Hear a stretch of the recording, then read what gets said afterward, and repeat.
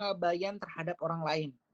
Penderitaan gangguan sosiopat mungkin mulai menunjukkan gejala dari masa kecil, tetapi kondisi ini tidak dapat didiagnosa sampai masa remaja atau dewasa. Biasanya cara mendiagnosa sosiopat, kita itu menggunakan beberapa kuesioner. Nah, orang-orang yang sosiopat ini adalah orang-orang yang selalu dikucilkan. Begitu. Orang-orang yang selalu dikucilkan, kemudian dia selalu apa namanya dikurung sama orang tuanya terdahulu, ya dulu. Jadi kalau anak-anak sering dikurung, nggak dibolehin untuk apa namanya untuk sosial, untuk berteman, ketemu sama orang lain, bermain bersama teman-temannya, gitu. Jadi nanti pada saat dia sekolah atau dia di ini, dia akan lebih cenderung untuk mengurung diri, lebih cenderung untuk sendiri, dia lebih suka sendiri, kayak gitu. Oke, sosiopat ini, sosiopat ini lebih terkena kepada orang-orang yang introvert. Orang-orang introvert. Ayo, siapa di sini yang introvert dan malas bersosialisasi? Andalah yang bisa menjadi seperti itu. Seorang sosiopat cenderung memiliki sifat manipulatif, agresif, dan kurang berempati dengan orang lain. Penyebab dan ciri-cirinya, serta cara menangani sosiopat, kita harus mengenal dulu sosiopat ini apa. Sudah paham tadi ya di awal, mereka selalu menyendiri, antisosial, suka berbohong, dan memanipulasi atau play victim. Ntar aku akan contohkan jelasnya gimana. Sosiopat sering dianggap sebagai gangguan jiwa karena mereka selalu doyan sendiri. Bahkan orang yang mengalami sosiopat ini atau yang menderita sosiopat ini, mereka lebih kebanyakan berhalusinasi, membayangkan atau memvisualisasikan sesuatu hal yang terjadi tapi melalui imajinasi mereka. Nah, ini yang akan berdampak kepada anak yang akhirnya setiap kali dia sendiri, dia akan ngomong sendiri, dia akan kayak ketawa sendiri atau apa itu.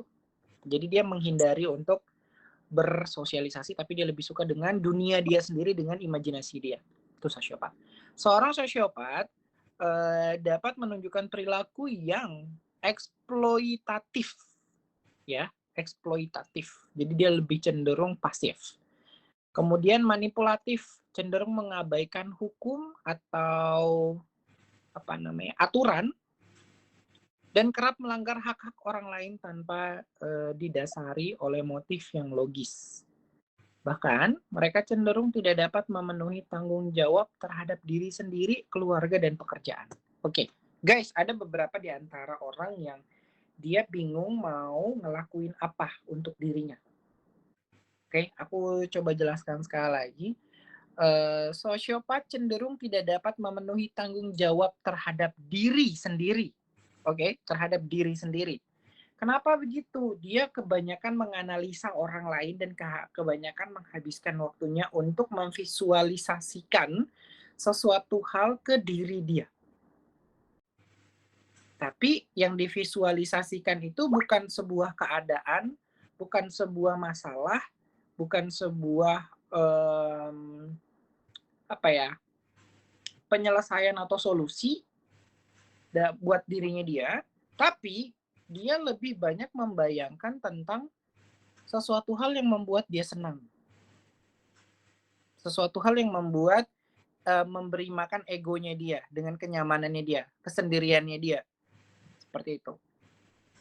Dan kebanyakan sosiopat ini dia mengerti orang lain tapi dia tidak mengerti dirinya sendiri. Itu kurangnya mereka untuk mencari tahu tentang kekurangan dia. Okay. Kekurangannya dia apa, kelebihannya dia apa, dia nggak pernah tahu. Karena dia menghabiskan waktunya untuk berimajinasi. Gitu. Dan dia tipe orang yang tidak visioner dan tidak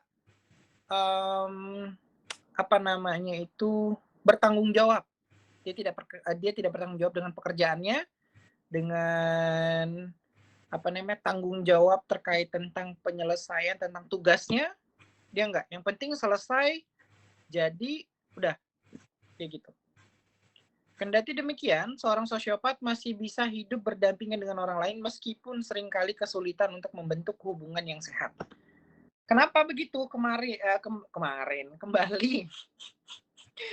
aku harusnya sampaikan bahwa mereka tidak bisa mengerti tentang dirinya, menganalisa dirinya, kekurangannya dia apa, kelebihannya dia apa. Dia tidak tahu tentang jati dirinya dia.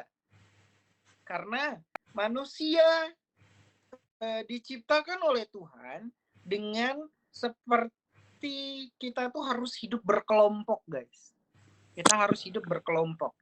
Jadi, setiap kotak di dalam hidup manusia itu punya kotak-kotak tertentu. Ada kotak cinta, ada kotak rasa pertemanan, ada kotak rasa keluarga, ada kotak untuk diri sendiri. Ketika kotak-kotak itu tidak terisi, maka kosong, dan kekosongan itu akan membuat kebingungan. Dan kekosongan itu pun akan membuat sebuah fase yang berulang nantinya. Di umur sekian akan berulang, umur sekian akan berulang, sekian juga akan berulang. Begitu terus. Itu akan terulang terus. Jadi ketika kekosongan sosialisasi tidak terisi, maka itu mengakibatkan anxiety ketika dia ketemu atau dia ke tempat baru. Karena dia merasakan situasi baru dengan kondisi baru, dengan hal yang baru, dia tidak bisa menterbiasakan dirinya dengan keadaan tersebut. Makanya orang sosiopat selalu mengulangi dan dia siap untuk mengulang terus-menerus sesuatu hal yang sama, berulang-ulang. Melakukan hal yang sama berulang-ulang. Dia nggak keberatan. Dia bisa makan umpamanya dia bisa makan sesuatu yang sama meskipun berbulan-bulan, menurut dia nggak masalah. Tapi ketika dia dikenalkan dengan sesuatu yang baru, dia akan, no, ini bukan kebiasaanku. Aku harus kembali ke kebiasaanku yang lama. Orang sosiopat. Jadi ketika kita tidak bersosialisasi, kekosongan jaringan tadi akan membuat kita menjadi orang yang antisosial, atau mau berinteraksi sama orang lain kita akan takut. Tuh. Oke, itu yang pertama. Kemudian kita pahami tentang penyebab sosiopat. Penyebabnya pada dasarnya belum diketahui secara pasti apa penyebab sosiopat. Namun sejumlah faktor yang diduga dapat memicu terjadinya sosiopat sebagai berikut: faktor genetik turunan. Seorang yang memiliki riwayat keluarga dengan sosiopat atau gangguan kepribadian lainnya cenderung lebih beresiko mengidap sosiopat. Genetik yang dimaksudkan adalah, pernah lihat nggak? Pernah ada nggak sih ngelihat kalau keluarga yang dia itu lebih cenderung tidak bersosialisasi atau tidak bertetangga? Dia lebih banyak mengurung dirinya. Itu sebuah parenting yang cukup tidak baik buat anak-anak ya sebenarnya, mengajarkan untuk kita tidak bersosialisasi, sementara kita itu hubungannya seperti jaringan. Ketika sosialisasi tidak terbentuk, maka kita akan menjadi seseorang yang apa ya, tidak berpikir positif, dan kita terlalu banyak curiga. Ketiga, kita akan menjadi orang yang sedikit kayak gimana ya jelasinnya ya,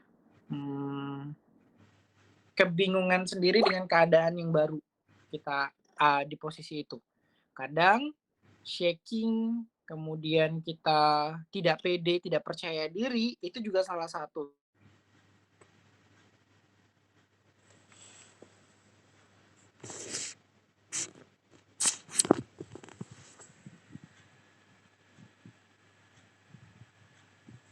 Bila orang tuanya dua-duanya mengalami genetik yang antisosial.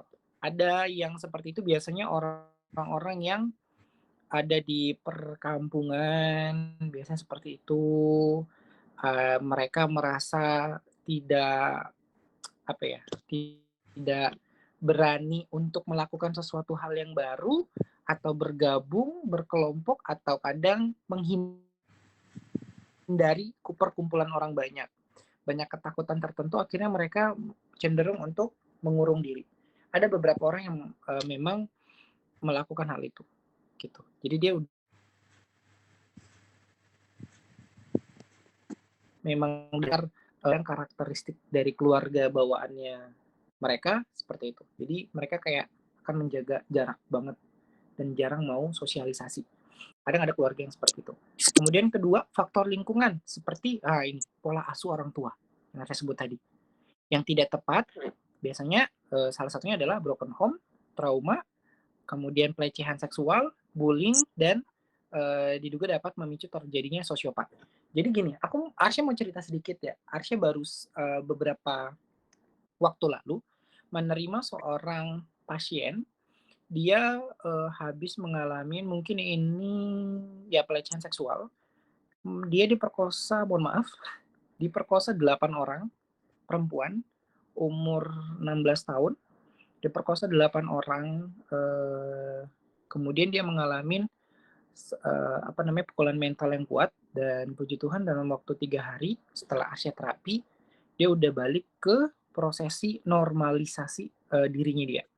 Semua energi negatif itu udah berhasil Arsya keluarkan, kembali kepercayaan diri udah mulai, cuman dia masih trauma untuk mengenal laki-laki. Nah, ini yang dimaksud tentang faktor lingkungan. Itu bisa terjadi seperti itu. Dia akan menjaga dirinya dia dan akan mencoba untuk tidak banyak berinteraksi lagi. Dia akan membatasi dirinya untuk menginteraksikan dirinya atau bersosialisasi dengan orang-orang yang ada di dekatnya dia atau orang-orang baru dengan keadaan yang baru. Dia akan menjaga dirinya dia di situ. Itu yang mengakibatkan orang-orang bisa menjadi sosiopat.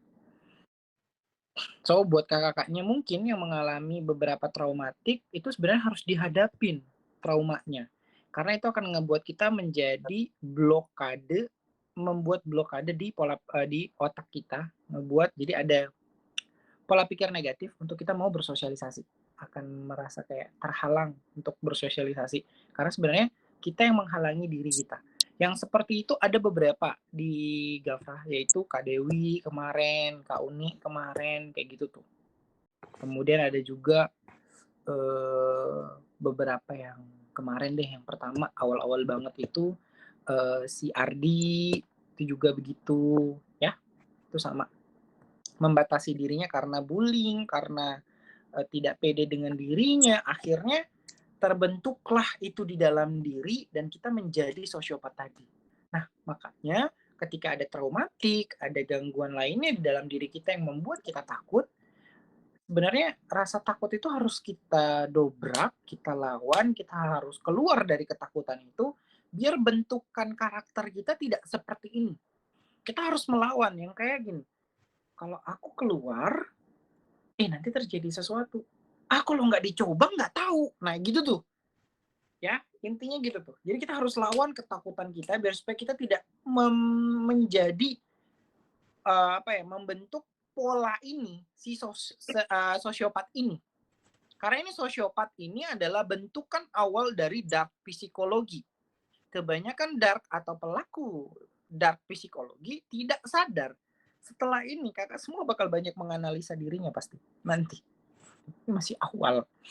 Oke, kemudian ini yang terakhir dari penyebab sosiopat.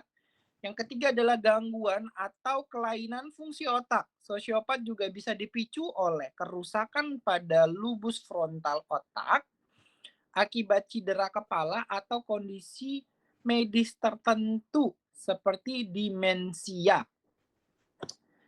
Oke, kalau gangguan otak ini jarang sekali Arsya temuin dari beberapa orang yang pernah Arsya analisa untuk dark psikologi. Tapi kebanyakan kalau dia memiliki gangguan pada otak, dia bukan takut untuk bersosialisasi atau tidak mau melakukan sosialisasi, cuman dia lebih ke memang tidak memikirkan untuk bersosialisasi. Nah, ini berbeda. Dia bukan yang tidak mau atau membatasi diri, tapi dia memang tidak terfikir untuk melakukan itu. Kayak gitu. Dia memang tidak terfikir untuk melakukan sosialisasi. Itu orang yang mengalami gangguan otak. Kemudian ciri-ciri sosiopat ada. Oke. Dikatakan mengidap sosiopat setidaknya jika sudah berusia 18 tahun dan menunjukkan 3 dari 7 gejala berikut ini. Pertama, tidak mempertimbangkan keselamatan diri sendiri maupun orang lain. Oke, jadi dia sudah namanya antisosial, jadi dia yang kayak nggak peduli, bodo amat. Tuh, tidak menghormati hukum atau norma sosial. Dia tidak menghargai. Oke, dia tidak menghargai nilai-nilai positif atau nilai-nilai norma kebaikan, kepositifan terhadap lingkungan atau orang, personality. Intinya apa yang mau dia lakuin, dia nggak peduli. Oke, cenderung tidak memiliki rasa tanggung jawab seperti yang saya sebutkan tadi terhadap diri sendiri maupun profesionalisme secara konsisten. Itu tadi pekerjaan, seperti kesulitan untuk bertahan pada satu pekerjaan atau tidak membayar tagihan dengan tepat waktu. Jadi ada orang biasanya bayar enggak mau bayar utang. Ya, biasanya terkait tentang utang atau pekerjaan deadline. Yang dia itu tidak peduli. Intinya deadline-nya mau jam berapa, mau hari apa, mau kapanpun, dia udah nggak peduli. Intinya ya udah aja. Dan kalau dituntut dia banyak alasan, kamuflase, bla bla bla, lari, bla bla bla. Itu sudah salah satu tanda kalau dia sosiopat. Menghindari tanggung jawab media. Tidak memiliki rasa menyesal atau bersalah setelah menyakiti orang lain. Dan malah justru dia akan balik menyalahkan. Aku begini karena kamu. Gitu. Udah mulai nih. Oh iya bener tuh. Ini pantas nih. Ini udah benar gini nih. Berperilaku agresif seperti sering terlibat pada pertikaian. Jadi bawaannya dia itu selalu sensitif, curigaan, negative thinking. Ya, itu tuh. Sering berbohong dan menipu untuk mendapatkan keuntungan pribadi seperti menggunakan identitas palsu. Itu terlalu jauh, tapi kebanyakan dia akan berkamuflase, berbohong, play victim, menyalahkan orang lain atas kesalahan dia sendiri. Itu. Intinya untuk diri dia, untuk keuntungan dia sendiri. Sering berperilaku tanpa memikirkan konsekuensi dan kesulitan untuk rencana hidup dalam jangka panjang. Intinya dia ngambil keuntungan apa enaknya saat ini apa. Dia nggak mikirkan resiko ke depannya gimana. Intinya berpikir sumbu pendek. Berpikirnya singkat aja. Tidak pernah belajar dari kesalahan dan tidak memperdulikannya sehingga kerap melakukan kesalahan yang sama terus-menerus. Kita kan selalu maunya belajar, mengembangkan diri biar supaya potensi value perkembangan diri atau pencapaian goals yang kita tuh kelihatan. Tapi kalau mereka mengalami sosiopat ini, mereka nggak akan peduli tentang goals. Intinya jalan aja. Kedepannya mau bagaimana mereka nggak lihat hasil. Intinya ya udah jalan aja gitu. Nggak punya tujuan. Minim empati, yes, karena tadi dibilang dia sudah tidak konsisten, kemudian dia berbohong dan tidak memperdulikan perasaan orang lain, otomatis dia sudah tidak empati. Sering bertindak impulsif, oke, ngerti ya sampai di sini ya, tentang impulsif dan lain sebagainya. Oke, guys, itu penjelasan tentang sosiopat secara garis besar. Dari sini, sebelum Arsya masuk ke part selanjutnya, pengenalan dark psikologi. Kita cut, silakan on cam. Ada yang mau tanya? Silakan. Sebelum kita masuk. Punya jurnal. Tapi kalau nggak ada jurnal, ya nggak apa-apa ya. Yang penting bisa muhasabah. Oh, aku orangnya cerewet. Oh, aku orangnya nggak konsisten. Oh, aku orangnya nggak pernah bisa komitmen. Oh, aku orangnya nggak pernah bisa tepat waktu. Oh, aku orangnya gini. Oh, aku orangnya itu. Itu jurnal. Kita list kekurangan kita apa dan kita cari tahu apa yang sudah kita perbaiki. Itu tujuan untuk jurnalnya. Ya, itu tujuannya untuk jurnal. Makanya harusnya selalu ingat, ayo kakak, yuk ngejurnal, ditulis kekurangannya apa kakak, semua kejelekan, keburukan sampai amburadul, telek-teleknya kita tuh ditulis. Tujuannya untuk apa? Untuk memperbaiki diri kita tadi. Jadi kita tahu, oh, karena ya elah, ngejurnal aja kan masih nggak jujur nah sama dirinya, kejelekannya apa tuh masih nggak bisa dibilang jujur. Kalau memang sosiopat tidak ada yang mau ditanyakan dan sudah mengerti tentang pengenalan dari dark psikologi. Kita masuk dark triad. Dark triad ini adalah 3 keburukan manusia yang harusnya kita hindarin dan tidak bisa lagi ada positive thinking di sini. Ini yang kayak udah garis merah, udah nggak boleh. Begitu tuh.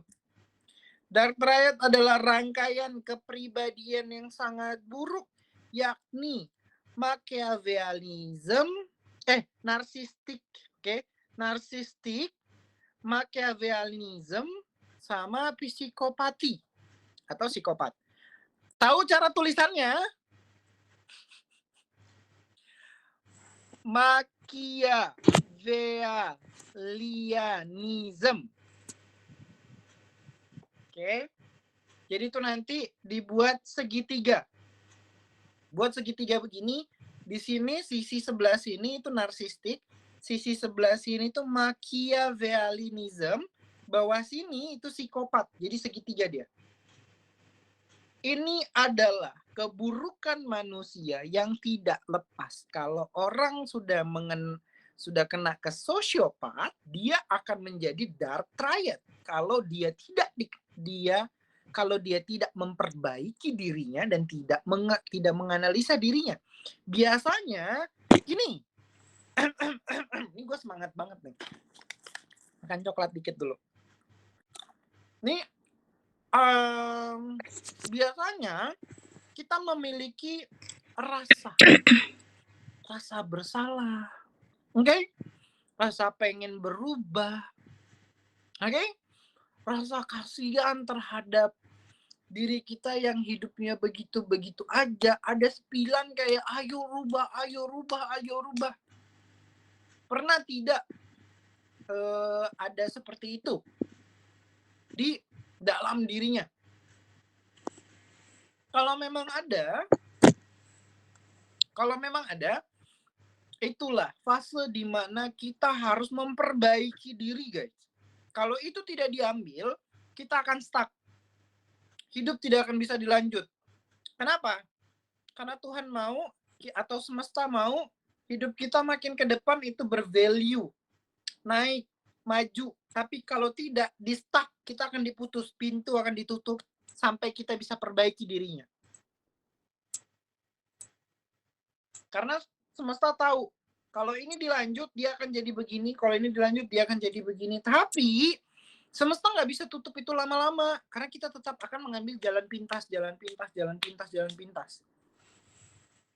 Akhirnya terbentuklah mekanisme di dalam diri kita atau di dalam otak kita ke negatifan side.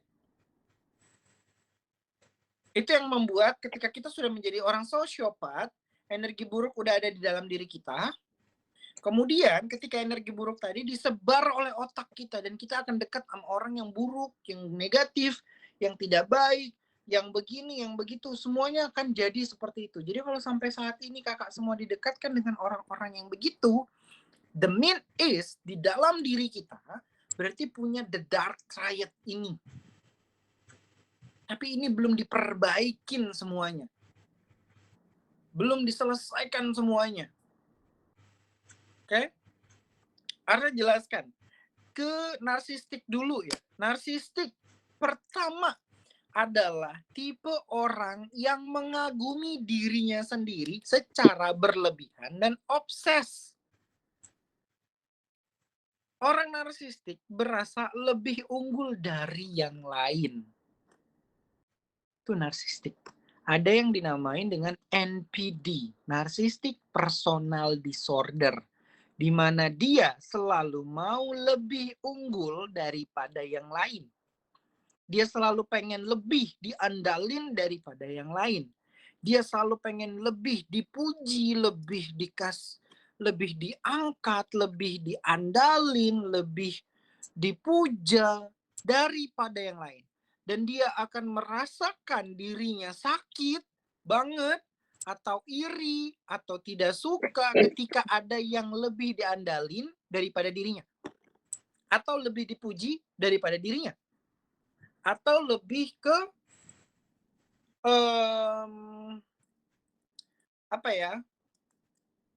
orang yang lebih dekat. orang lain, lebih dekat ke yang lain ketimbang dirinya. Begitu. Dia akan ngerasa gimana gitu di hatinya. Itu narsistik.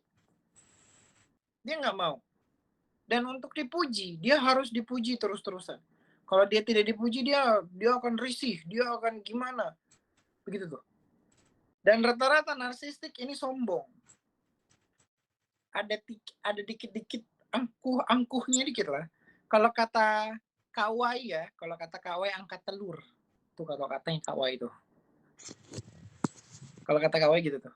Angkat telur. Orang-orang tipe-tipe angkat telur. Tuh. Terus egoismenya, dia egois banget. Sama dia juga kurang empati terhadap orang lain. Narcissistic personal disorder tidak mau disalahkan. Kesalahannya, kalau dia jelas-jelas salah, dia akan lempar ke orang. Oke, itu orang narsistik tuh. Dan malah justru dia akan ngebuat kalian yang bersalah. Dia mampu ngebuat itu. Seolah-olah kayak ya kesalahan itu ada diletakkan di kita, bukan di dia. Dan atau kalau dia merasa bersalah, dia akan memanuver. Dia akan play victim. Seolah dia terzolimi, seolah-olah dia tersakiti, seolah-olah dia terhina. Padahal, no. Dia yang melakukan itu. Itu ada tuh orang gitu. Ada banget itu, ada banget. Seolah-olah kayak dia yang dipojokin, dia yang di ini, nanti dia nangis, dia apa, padahal dia lagi acting. Dia lagi acting.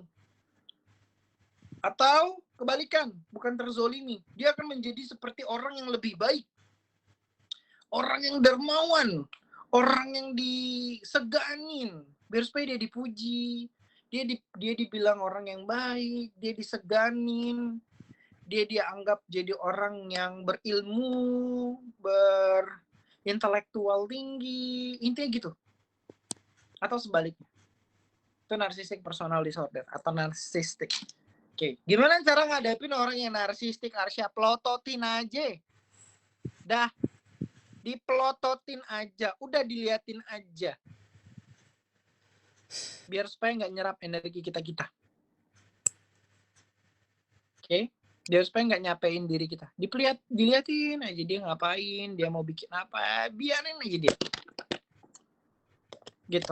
Tapi kebanyakan orang tidak mengerti narsistik ini kadang bikin kesel, Itu yang dia mau. Itu yang dia mau.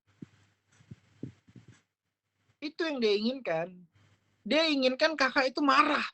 Dia inginkan kakak semua tuh kesel. Jengkel sama dia. Ngamuk. Caci maki dia. Nanti dia akan play victim. Dia akan balik. Jadi seolah-olah, loh jadi ya gitu.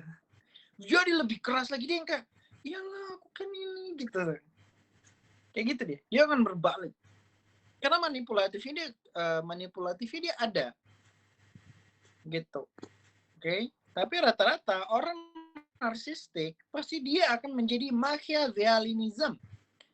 Lanjut ke Machiavellianism. Machiavellianism ini adalah orang yang menghalalkan segala cara untuk menang dan mendapatkan apa yang dia inginkan. Apapun itu dia harus dapat. Kalau dia tidak dapat, dia akan buat Anda gagal untuk bersaing dengan dia. Dan dia tidak mau Anda lebih unggul. Anda lebih di atas daripada dia tidak akan mau. Kalau dia tidak dapat, dia akan buat Anda gagal. Machiavellianism itu. Oke, tadi ciri-ciri dari Machiavellianism ini orang yang manipulatif banget. Kemudian mengeksploitasi orang lain. Dia memanfaatkan orang lain, guys. Dia memanfaatkan orang lain, dia menggunakan orang lain untuk mencapai tujuan dia. Contoh, Kak Dewi lebih kaya jangan pakai kakak-kakaknya. Arsya lebih kaya. Terus ada temannya Arsya yang di bawah Arsya.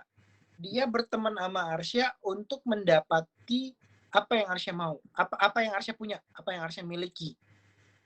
Dan dia merasa bahwa berteman sama Arsya akan beliin dia apa aja yang dia mau. Kalau Arsya beli apa, nanti Arsya tawarin, kamu mau apa? Oh iya, aku mau yang ini dong, boleh kan? Gitu. Nanti kalau kita tinggal satu rumah, Arsya punya apa, dia akan, aku boleh minta ini nggak sih? Dia makan. Tuh, mengeksploitasi orang lain.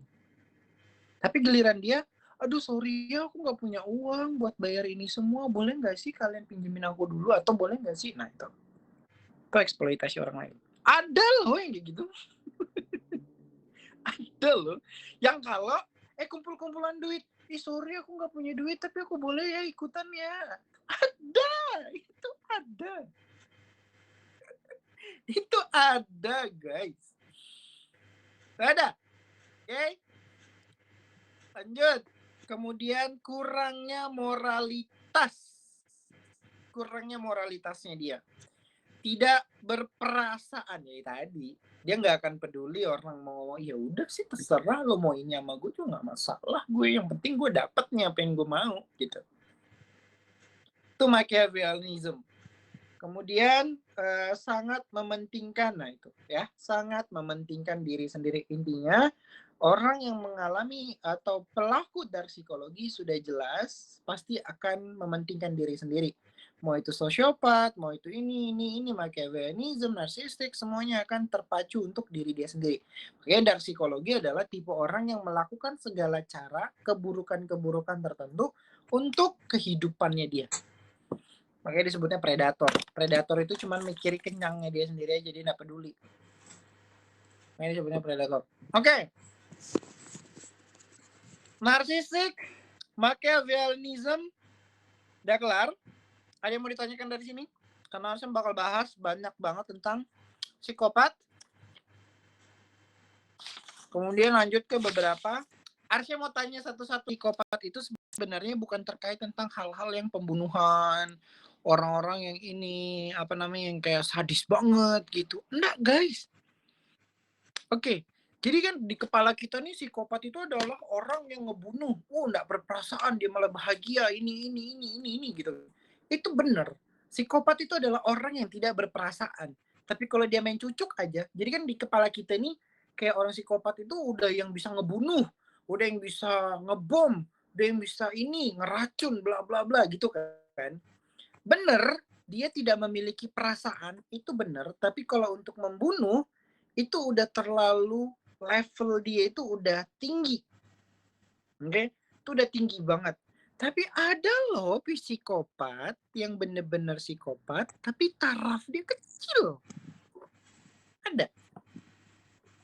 Mari kita bedah.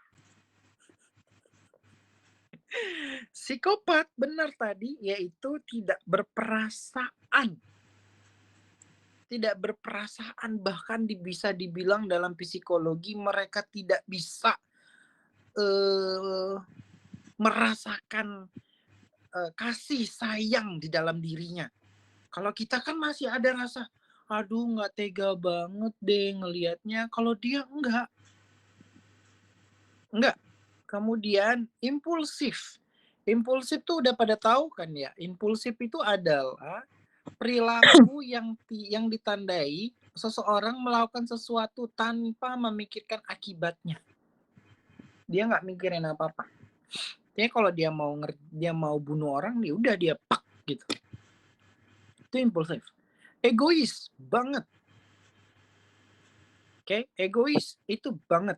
Kemudian sama, dia tetap antisosial. Dan orang-orang yang bisa menjadi psikopat adalah introvert. Kembali, kenapa? Hasil analisa introvert itu ngeri. Dia diam secara fisik, secara mindernya dia bekerja, guys. Jadi hati-hati sama orang yang banyak diam. Dia diam di luar, tapi di pikirannya dia bekerja. Itu otaknya 1x1 itu. Introvert yang pendiam itu otaknya 1x1. Jadi harus berhati-hati. Psikopat di tempat umum atau di kehidupan kita adalah orang-orang yang tidak memperdulikan orang lain, tapi demi apapun yang dia mau dapat. Meskipun dia harus tidur sama bosnya. Dia nggak peduli. Intinya dia dapat apa yang dia mau. Udah. Kemudian, kalau dia balas dendam, dia akan melakukan segala cara untuk melakukan itu. Untuk menjatuhkan kita. Itu psikopat. Jadi jangan salah, psikopat cuma hanya untuk berkaitan dengan darah bunuh-membunuh. Enggak. Jatuh menjatuhkan. Jilat menjilat. Sama. Itu bisa dilakukan. Itu tergolong psikopat. Rendah merendahkan, hina menghina. Intinya kita harus dipandang buruk. Psikopat. Nah, Arsya mau ngebahas sedikit. Mungkin lagi ada pernah melihat hal yang keren banget. Maksudnya gini, hal yang keren banget apa sih Arsya? Yang lagi familiar maksudnya. Bukan yang keren, lagi familiar banget saat ini. Keributan antara influencer, sesama influencer yang lagi marak. Ada yang tahu? Atau Arsya harus sebut merek nih? Biar terkenal. Tahu. Yang cowok ya, Kawa ya. Anak Jogja tuh tempatnya Kak Usi tuh. Sebut merek aja kalau enggak. Ray, Zuka, Ari. Oke. Dan Danang. Itu harusnya lagi berdebat sama si Ray-nya. Oke. Harusnya lagi berdebat banget tuh sama si Ray-nya. Karena terlihat banget dia psikopat, dia narsistik banget. Karena dia mengatakan bahwa dia memanipulatif bahwa si Danang itu bersalah. Si Danang itu bakal dibenci. Dan dia bilang, gue bakal jatuhin elu. Gue bakal ngebuat semua orang akan ngebenci kamu karena gue punya massa. Gue punya followers yang bisa percaya sama gue. Apapun yang gue lakukan, itu tidak akan dipandang salah di mata mereka. Aku yang benar di mata mereka. Jadi percuma kamu mau ngomong apa, kamu mau bagaimana, kamu tidak akan bisa menjatuhkan aku. Itu psikopat, guys. Dia akan menekan kita, menjatuhkan kita, merendahkan kita, ngebuat kita tidak percaya diri, mematahkan semua hal yang membuat kita jadi semangat, membuat kita intinya kita harus jatuh. Itu psikopat yang sebenarnya. Bukan yang mencucuk darah, pisau, keluar semua. Itu psikopat yang tidak ketahuan. Apa yang dia cucuk, apa yang dia jatuhkan, mentality seseorang. Jadi dia merasa dia punya massa dengan sekian juta orang menjadi followersnya dia, sementara si Danang ini cuma punya sekian ribu followers doang, dan dia mempunyai jutaan ini menjatuhkan yang di bawah itu menurut dia lebih gampang. Dan itu berhasil di fase pertama, dia menjatuhkan Bella Tobing. Dia berhasil memanuver memanuver cerita yang sebenarnya sehingga Bella Tobing mengalami penurunan drastis followers dari 3 juta sekian menjadi 2 juta sekian followers. Betapa hebatnya seorang psikopat bekerja dengan memanipulasi atau play victim. Dengan cara seolah-olah dia menjadi orang yang paling terzolimi dengan pemberitaan yang lagi marak. Dan itu yang Arsya mau sampaikan sama semua followers Arsya, bahwa sungguh mengerikan sekali kan 2024 saat ini kalian semua sudah melihat dengan nyata bagaimana evolusi jiwa manusia di 2024 nyata. Itu seperti Reizuka Ari nanti. Nyata akan seperti itu. Kupikir itu cuma sekedar kayak manipulasi aja, ternyata psikopat juga dia ya. Kakak, dia menjatuhkan dengan mentality seseorang. Dia bilang, aku punya followers jutaan dan aku bisa menjatuhkan kamu. Karena aku yang angkat kamu, jadi aku harus bisa menjatuhkan kamu lagi. Dia tekan si Danang untuk jatuh, nggak percaya diri, sampai traumatik, dan sampai akhirnya dia mengalami depresi, stres karena tekanan dari Reizuka Ari tadi. Oke, ngerti. Gitu. Jadi kalau ada ketemu sama orang nih guys ya, yang diantara kakak-kakaknya ketemu sama orang yang ngomongnya membuat kakak jatuh down, nusuk kakak bener-bener sampai tidak percaya diri, tidak semangat lagi, bener-bener dijatuhin, dipukul, itu yang dihantam sama psikopat kebanyakan. Mental. Jadi jangan cuma berpikir bahwa psikopat cuma bisa membunuh manusia secara fisik. Enggak, tapi dia membunuh manusia secara mental. Itu yang banyak dipakai sama orang-orang yang memiliki kedudukan, dan salah satunya adalah Reizuka Ari. Dia merasa memiliki massa dengan sekian juta orang, dan dia menggunakan sekian juta orang itu untuk percaya sama dia.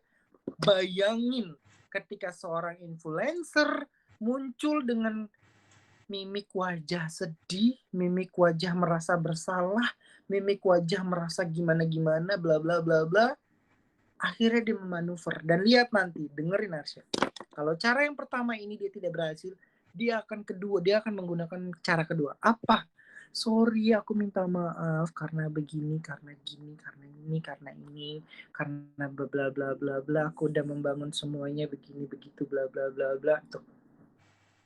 Dan cara itu dia berhasil pakai untuk menjatuhkan si Bella Tobing turun dari 3 juta menjadi 2 juta sekian followers. Hanya dengan cara seolah-olah dia terzolimi. Begitu. Dia play victim, dia putar balikkan. Tapi si Bella Tobing ngerti cara permainannya Reizuka Ari ini gimana. Jadi dia tidak menggubris itu semua. Itu cara berhadapan dengan psikopat. Menghindar dan jangan join the game. Ya gitu. Cukup tahu, diam, jangan membela diri. Karena semakin kita membela diri, dia akan terus dapat bahan untuk makin menjatuhkan kita dan dia yang makin diangkat.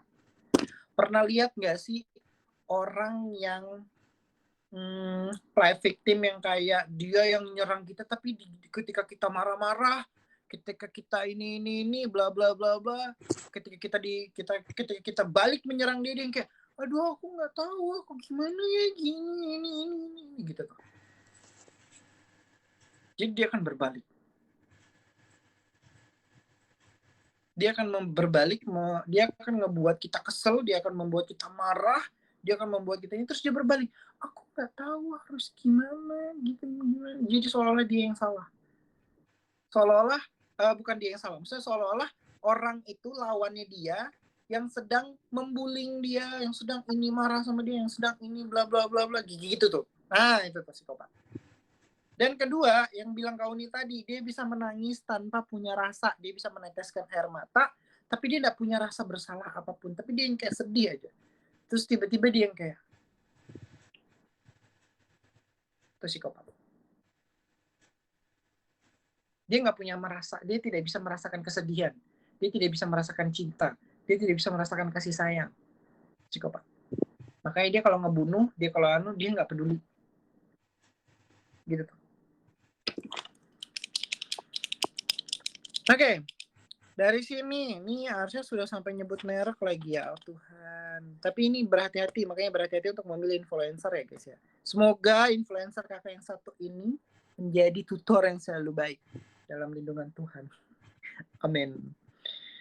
Oke, sampai di sini. Ini terlalu tinggi banget. Orang-orang ini sebelum gue menyelesaikan materi ya. Makanya Arsy harus ngejurnal beberapa orang-orang yang harus Arsy teliti. Dan memang loh guys, beberapa manusia ini itu selalu melakukan brainwash dengan cara tidak terlihat, tidak dirasa, tapi kalian udah kena jebak. Oke, kita masuk ke pencucian otak. Adalah salah satu alat pengaruh sosial terbesar. Teknik ini sering banget digunakan oleh tokoh politik politik dan agama untuk menarik orang-orang masuk dan mudah diatur. Oke? Masuk dan mudah diatur. Kalau kakak-kakak semua pernah pacaran dan merasa bahwa oh aku harus rubah dia karena sifat dia jelek, sifat dia begini, sifat dia begitu, aku harus ngerubah dia. Hati-hati, Anda sedang mencoba untuk brainwash someone. Dan orang itu bucin sama Anda, berhasil Anda manipulasi dia. Oke? Berhasil Anda memanipulasi dia. Ayo, pada ngaca semua nggak?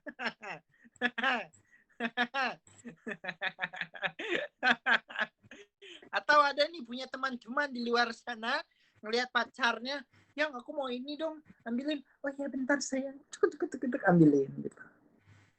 Ada yang seperti itu? Ya, gue lah salah satunya.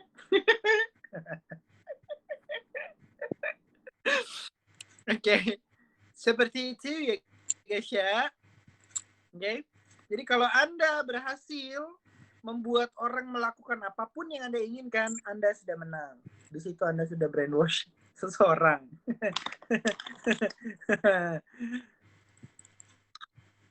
Acace.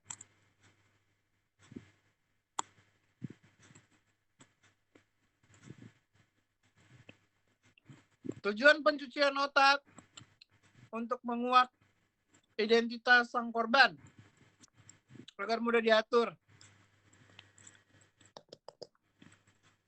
Jadi kalau ya gue pernah ya yang Arsya maksudkan tadi, Arsya salah satunya adalah Arsya yang pernah terkena brainwash. Ya gitulah ya dunia percintaan ya. Kalau ndak goblok bukan cinta namanya kan? Senang Kaira, senang. Lanjut. Skip. Nah, apa namanya kan? Apa lupa kan aku mau bahas apa? Oh ya. Dan ada beberapa tahap orang untuk melakukan pencucian otak. Pertama, membuat ragu akan diri sendiri. Ini Arsya contohin. Arsya contohin gini. Kita selalu contoh pengen minta bantu. Nanti ditanya, lagi ngapain? Ini aku lagi ngangkatin barang. Aku bantuin ya. Nggak usah. Aku bisa sendiri kok. Bener, aku nggak apa-apa. Aku bisa sendiri kok. Nanti, ya udah sih nggak apa-apa. Kalau nggak capek. Nggak, kayaknya kamu capek banget. Nggak usah, nggak apa-apa. Itu manipulatif.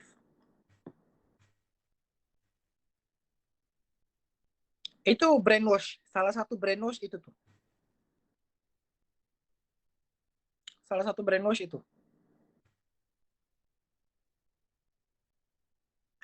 Caranya kecil, tapi kita tidak bisa menolak. Dia berhasil masukkan sugestinya. Nah, brainwash ini akan masuk ke hipnotis. Brainwash ini akan masuk ke hipnotis. Dia mengikuti apa yang kita inginkan, melakukan apa yang kita inginkan dengan suka hati. Begitu. Kemudian ini pertama tadi membuat ragu akan diri sendiri. Oke, tadi itu ngebahas sedikit tentang brainwash yang berhasil menghipnotis. Kalau yang membuat ragu akan diri sendiri, dia akan ngebuat kayak, iya kamu yang salah. Masa sih aku salah ya kayak gini ya? Iya itu salah, kamu tuh nggak boleh loh aturannya kayak gini sama aku. Aku tuh kan gini sama kamu bla bla bla bla. Nah itu tuh. Itu tuh cara mereka untuk ngebuat kita ragu akan diri kita, ragu akan keputusan kita. Kayak gitu. Kayak aku tuh mau putus sama kamu. Ya aturan kamu tuh bangga tau gak sih punya sama aku? Apa pacaran sama aku? Semua orang tuh aku tolak cuman buat kamu loh. Ya kayak gitu.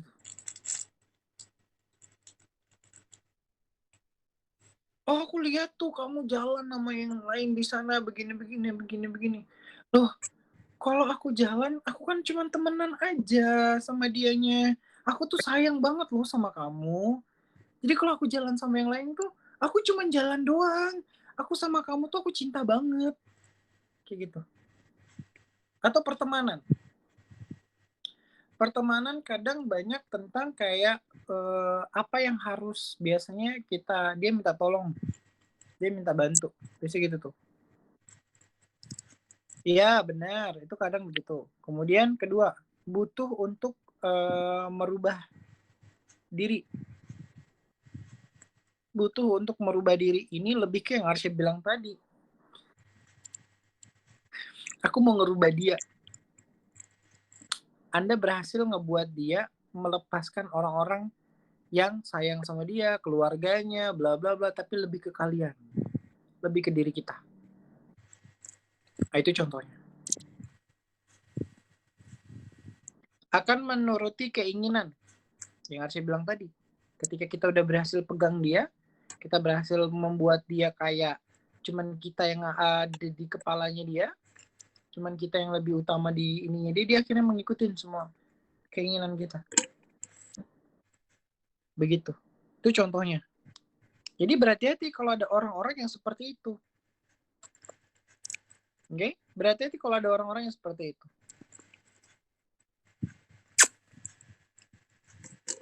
No, menurut aku sih sebenarnya bukan dari zodiak ya. Enggak, tidak semua zodiak harus kayak, oh berarti Virgo gini, enggak. Oh berarti Sagi gitu, enggak gitu. Semua zodiak. Aquarius lebih parah loh. Lihat Ray. Contohnya, Ray itu Aquarius.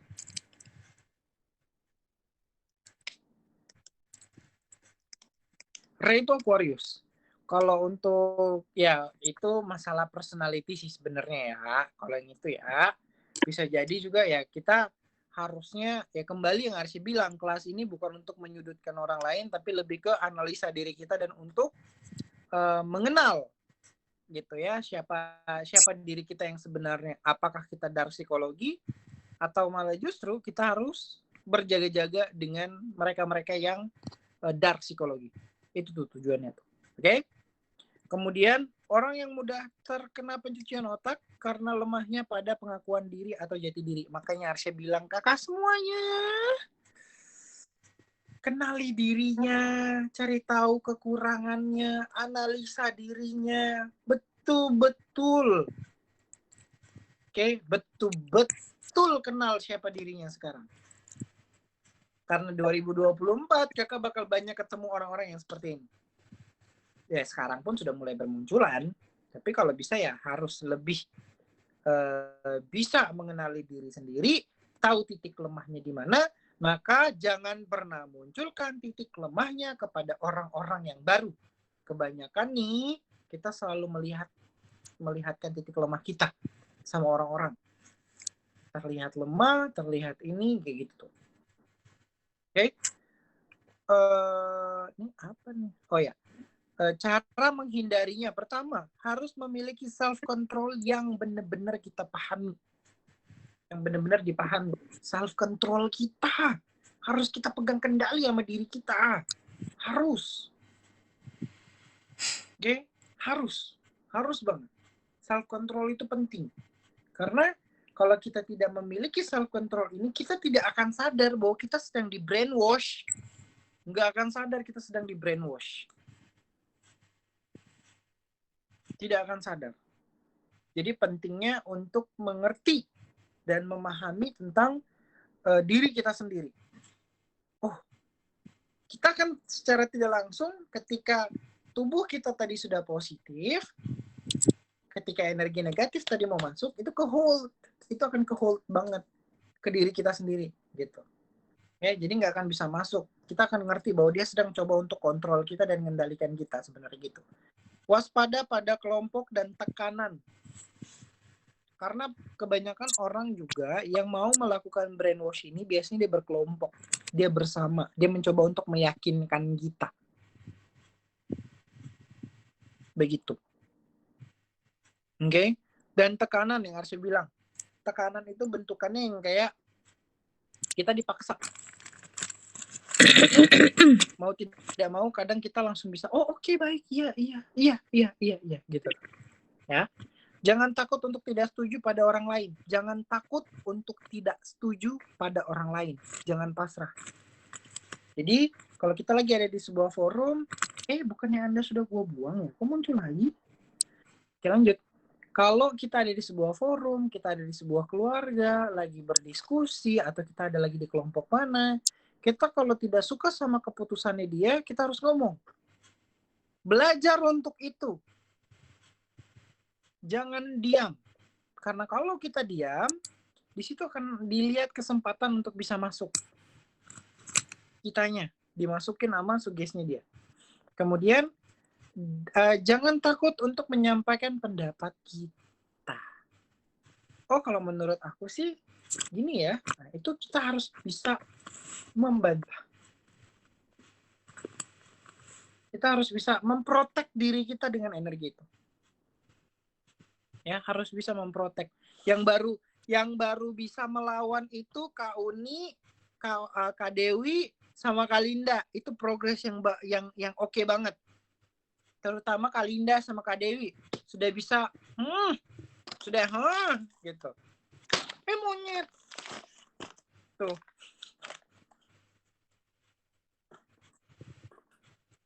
Sudah mulai bisa wah. Itu ya guys ya. Aduh. Nih, kita setelah ini bakal masuk ke hipnotis. Kayak ada yang mau ditanyakan lagi nggak? Hipnotis sebagai trik pengendalian pikiran seseorang. Masih ada yang lain sih sebenarnya. Tapi oke, kita pelan-pelan dulu. Aku masuk ke hipnotis dulu. Oke, jadi guys, hipnotis ini dia menggunakan banyak cara. Ada dari suara dan ada dari sentuhan. Gue dapat kedua-duanya. Makasih Tuhan. Arsya dapat dua-duanya. Waktu terjadi ya mungkin udah banyak yang tahu tentang Arsya yang waktu di Bandung kemarin. Jadi sugesti dia itu masuk ke telinga dan dikirimkan melalui mata oleh si cowok itu. Gitu. Ya emang agak gagah sedikit sih orangnya dan Arsya pun cepat pangling juga. Cuman menurut gue kayak HP nih gitu. Ya.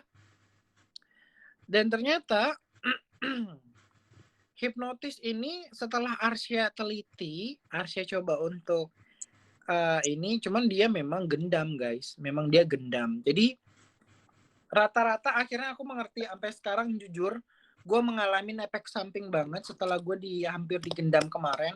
Sampai saat ini tuh Arsya ngomongnya agak sedikit belepotan. Kalau ngomong agak sedikit belepotan gara-gara energi dia. Jadi energi gendam itu guys, dia kirimkan lewat mata dan alunan suara atau vibrasi. Sugesti intinya. Sugesti diberikan melalui cara intonasi berbicara. Dia seolah-olah meyakinkan kita tentang apa yang dia mau berikan. Dan ada intonasi suara, tahu ya intonasi yang kalau ngomong, iya aku ini banget loh. Nah itu intonasi namanya. Makanya kadang ada orang yang, dia kok kayaknya berwibawa banget ya cara ngomongnya. Kayak gitu-gitu, nah kayak logatnya dia itu ngebuat kita terkesan, ngebuat kita ini. Nah itu hipnotis. Hipnotis itu ada yang positif dan negatif. Ada yang baik dan buruk. Oke, nah si proses gendam itu yang Arsya bilang, ketika dia mencoba untuk mengirim residual energi itu, dia masuk ke dalam badannya Arsya, tapi dia masuk cuma di bagian kepala otak sebelah kiri. Jadi itu energinya dia itu gini guys, rasanya kayak jelly yang nemplok slime, kayak slime, mungkin lebih tepatnya kayak tepung kanji deh. Tepung kanji yang dijadikan ongol-ongol, yang dijadikan kapurung, itu kayak gitu tuh, jelinya gitu, tapi dia nemplok di kepala dan itu nemploknya di otak.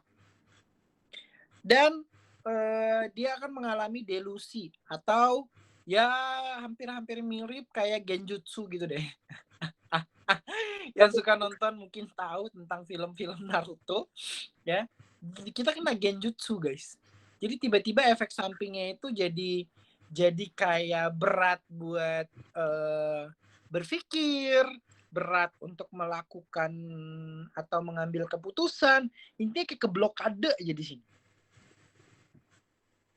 Kayak ada yang menghalangin aja di sini. Itu tuh ya kalau hipnotis ini. Cuman ini kan hipnotis yang garis besar yang memang tujuan dia untuk melemahkan kita secara kesadaran. Tapi ada loh yang kita tetap sadar tapi kita tetap kena hipnotisnya dia. Tetap bisa kena. Ya salah satunya tadi dengan cara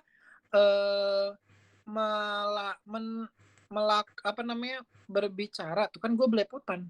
Itu tuh dulu gue nggak gitu. Oke, hipnotis adalah sebuah manipulasi yang mengarahkan pikiran seseorang ke dalam hipnotis, merusak pikiran kritis, yang merusak pikiran kritis. Itulah kenapa seseorang dalam pengaruh hipnotis bisa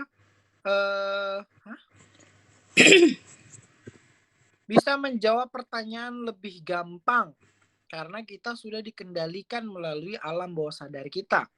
Hipnotis pada diri sendiri biasa terjadi pada anak-anak, seniman, dan atlet karena mereka biasa melepas diri dari pikiran sadar mereka dan fokus pada tugas di depan mata. Jadi kayak pernah nggak sih kakak melamun bawa motor tapi tetap bisa sampai gitu? Tetap bisa sampai ke jalannya yang kayak hafal aja gimana. Itu fokusnya. Gitu. Ya, itu fokusnya. Tetap bisa sampai ke tujuan kemana, tapi kita melamun. Itu fokusnya. Nah, atlet tuh gitu tuh. Ya, atlet tuh gitu. Meskipun dia ini, tapi dia fokus dengan bola ini harus ke sana ya. Ini harus ke situ ya, gitu. Itu sugesti yang ditanamkan oleh pelatih. Jadi, si atlet tadi akan fokus kepada apa yang ditanamkan sugesti ke pelatih. Oh, tugas gue untuk ini. Oh, tugas gue ini. Oh, ini. Dan itu ada di bos. Oke? Seperti itu. Orang tua pada anak. Anak, kamu harusnya itu begini. Ya, nggak boleh kamu kayak gini, nak. Nah, itu sugesti yang disampaikan orang tua. Jadi anaknya kayak, oh iya mama, iya, itu sugesti. Jadi anak-anak seniman dan atlet. Pikiran sadar mereka dan fokus pada tugas di depan mata. Oke. Hipnotis bisa dilakukan jika kamu sudah menjalin kedekatan. Harus dekat dulu dengan mereka baru bisa orang melakukan itu. Kalau nggak dekat nggak akan bisa. Apalagi orang sudah punya self controlnya tinggi, akan susah banget buat dikendalikan karena dia sudah pegang kendali dirinya. Orang yang sudah self control tinggi dia akan bilang tidak ada yang bisa mengendalikan diri gue kecuali gue sendiri. Gue adalah orang yang paling kuat di dalam diri gue dan ini tubuh gue nggak akan ngasih siapapun untuk mengendalikan gue. Nah itu udah berarti dia udah pegang dirinya dia. Kemudian kalau sudah coba oke.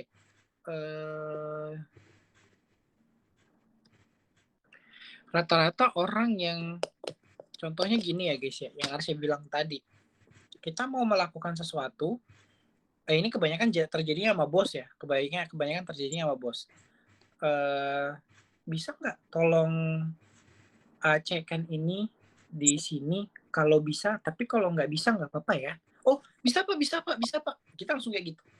Itu pengalihan, itu sugesti, itu hipnotis.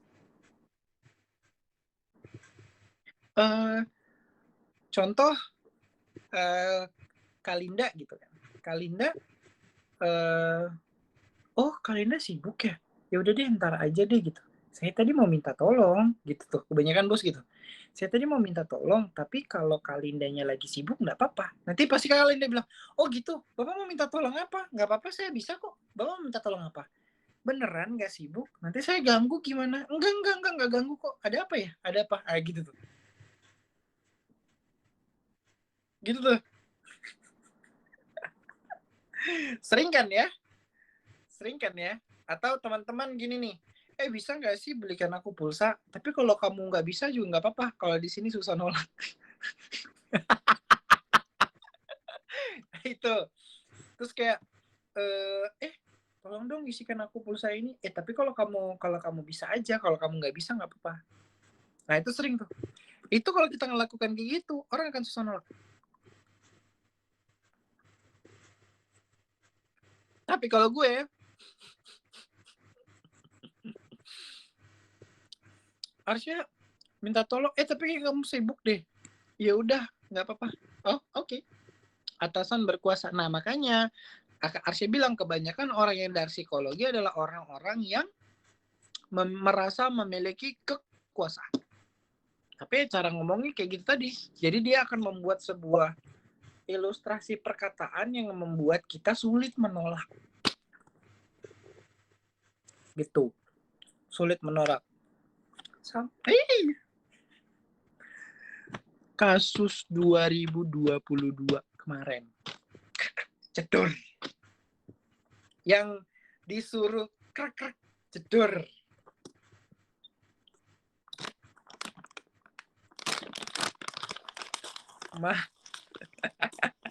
Yang disuruh krek jedor. Inisial polisi. Bukan inisial, woi. Itu tuh, ya. Jadi pahamin nih. Kalau sudah ada temen yang basa-basi, Kak Usi lagi sibuk ya? Ya tadi saya pengen minta bantu. Ya maaf Bu, saya lagi sibuk, maaf ya, nggak bisa bantuin, gitu tuh. Jangan nanti Kak Usinya nih yang ngelakuin yang kayak gitu Jangan, nggak boleh.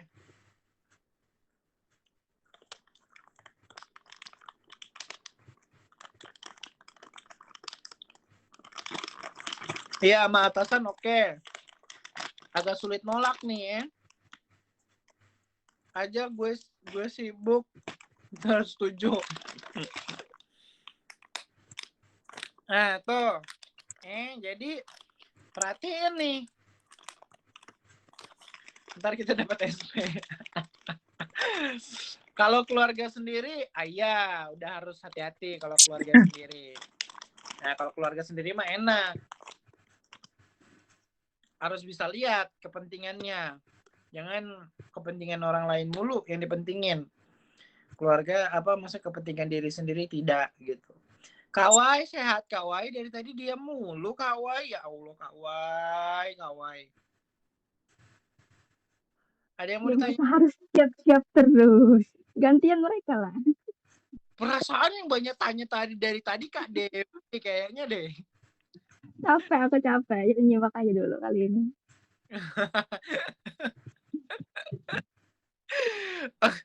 Oke, kau nih gimana? Ada yang mau ditanyakan gak kau nih dari psikopat sampai kan dari hipnotis atau siapa nih yang mau tanya tentang hipnotis nih?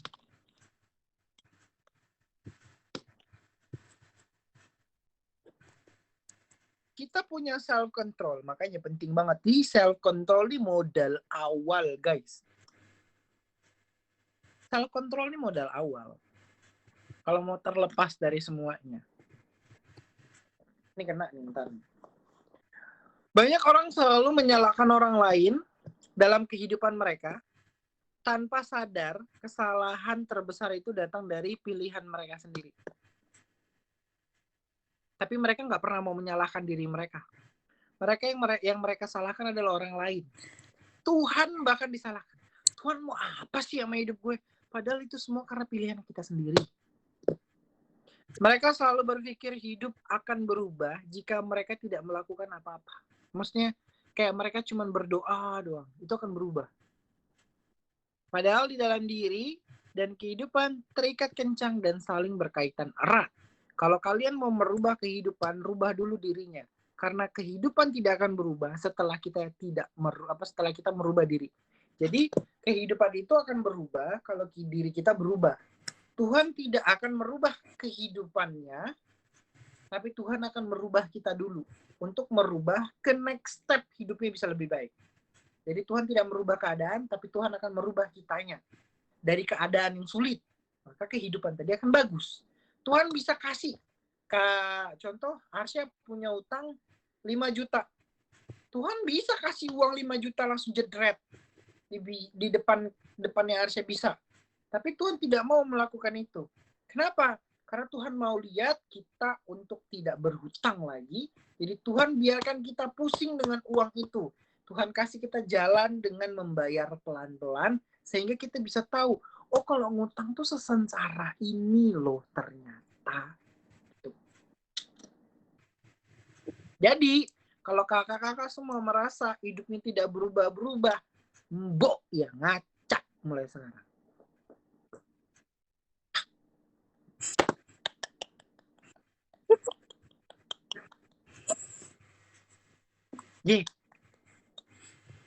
Oke.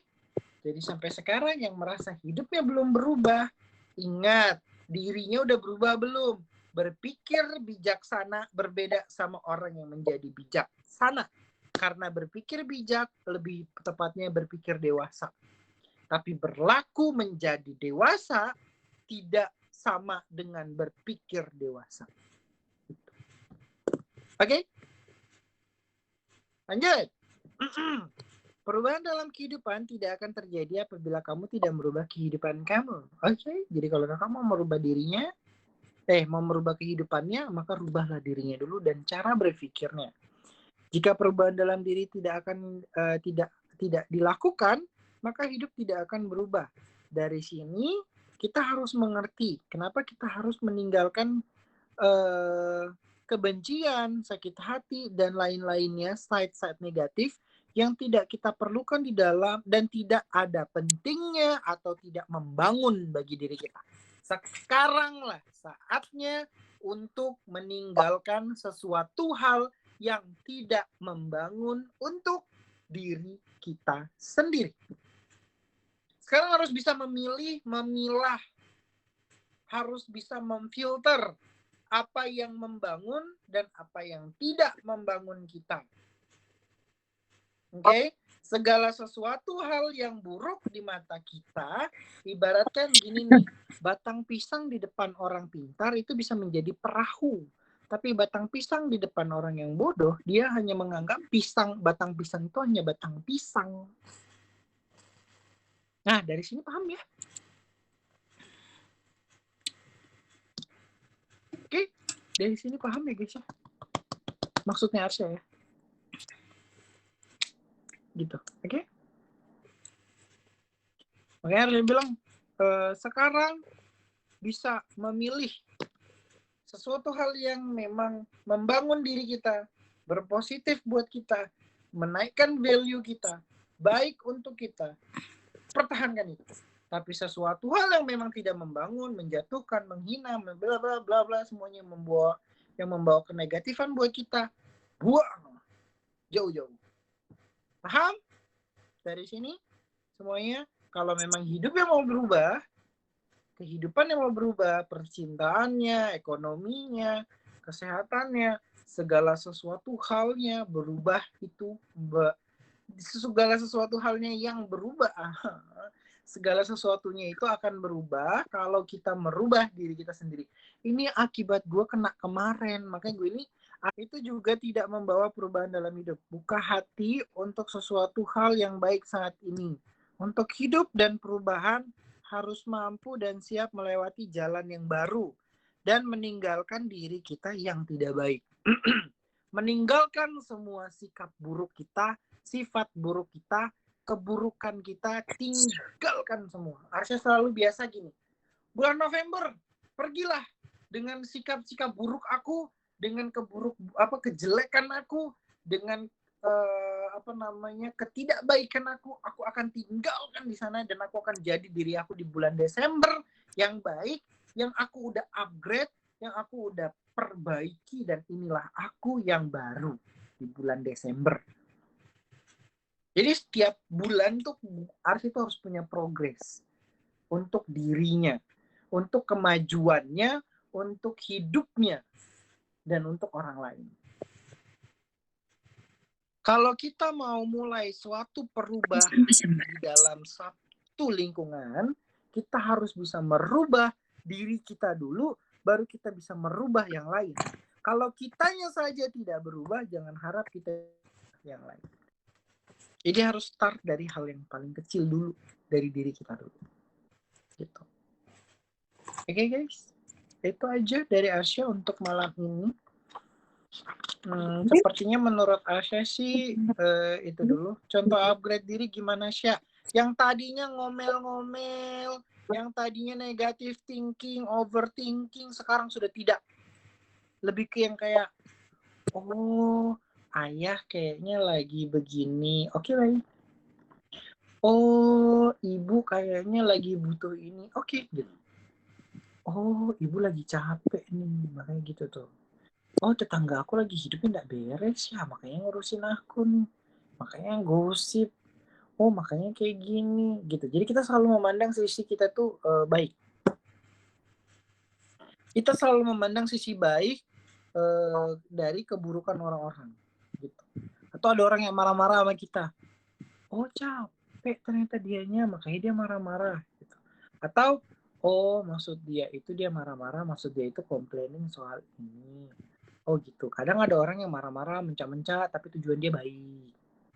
Untuk membangun, untuk memproses kita menjadi lebih baik lagi, atau menyampaikan sesuatu. Kadang cara penyampaiannya aja yang ini. Jadi, nih, jangan pernah telan mentah-mentah.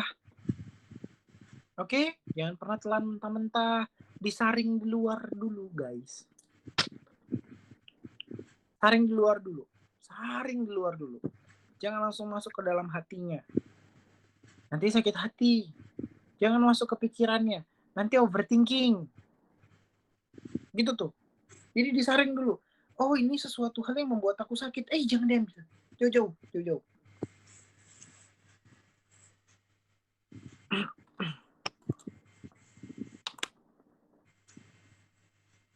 Ada nggak sih tips kalau kena hipnotis biar tetap sadar selain self control? Selain self control biar tetap sadar, menurut aku ya udah, kalau nggak dari self control kita mau sadar gimana kalau kita sedang dihipnotis? Kita harus mengerti aja.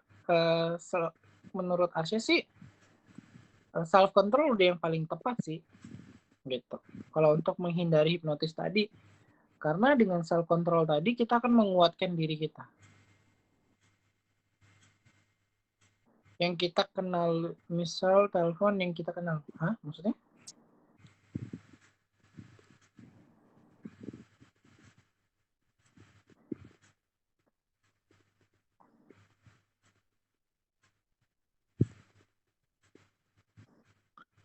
Ya biar dibantu tetap sadar aja. Biar nggak kena hipnotisnya. Ya susah, kita mau mengingatkan tapi yang disugestikan orang berikut. Jadi susah. Ada sesuatu yang terbongkar, oke deh, cukup tahu. Ya, jadi nggak usah terlalu di pressure, di ini kayak percuma aja juga kalau kita mau gimana-gimana. Jadi kayak yang sudahlah gitu. Ya kan guys ya?